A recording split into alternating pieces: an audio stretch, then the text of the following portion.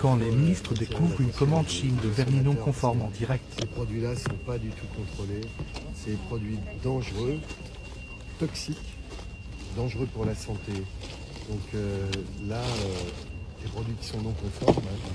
Si en France ça coûte un peu plus cher, c'est aussi parce que ça respecte des normes. Il n'y a pas de produits chimiques toxiques. Oui, là il y a toutes les couleurs. Là. Non mais typiquement, là, vous ouvrez un colis, là, on va compter, là, regardez le nombre de produits, regardez. Oui. Ça c'est pas pour une consommation personnelle. Ça veut dire qu'on organise aussi derrière la revente. Ouais, le problème. Donc c'est des produits non conformes qui vont être revendus par des intermédiaires. Sur les marchés. Alors, sur et là, Chine, il a une responsabilité. Regardez. Il est devenu importateur Regardez. C'est ça, il n'y a qu'à compter le nombre d'articles. Oui, il y en a d'autres.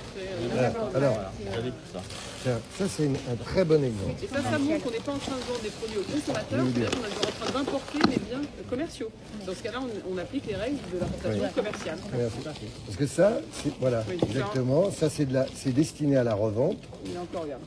Non mais, C'est fini, hein. combien? Tiens, alors on va faire, regardez, on va quand même compter à peu près, il y a, allez, Une quarantaine, plus que ça. Vous en avez 6 ça Ouais, non mais il y a plus que ça, regardez. Comment vous prouvez que c'est Ouais, destiné à la regardez. revente Bah, par le nom, écoutez, je voyais, c'est pas de la consommation Si personnelle. vous mettez tout ça sur vos doigts, madame, vous voyez, vous avez beaucoup de Quand vous avez autant de flacons, c'est destiné à être vendu. Donc en effet, des produits non conformes, avec des commerçants qui revendent ça d'une manière aussi non respectueuse des règles du commerce. Ça finit par faire beaucoup. Hein. Quand vous êtes dans une activité commerciale, parce que vous importez pour que ça soit revendu par des commerçants, c'est un autre modèle douanier. Voilà. Et donc ça doit avoir de la TVA, potentiellement ensuite déclarée pour les revendeurs. Ça doit avoir des taxes douanières.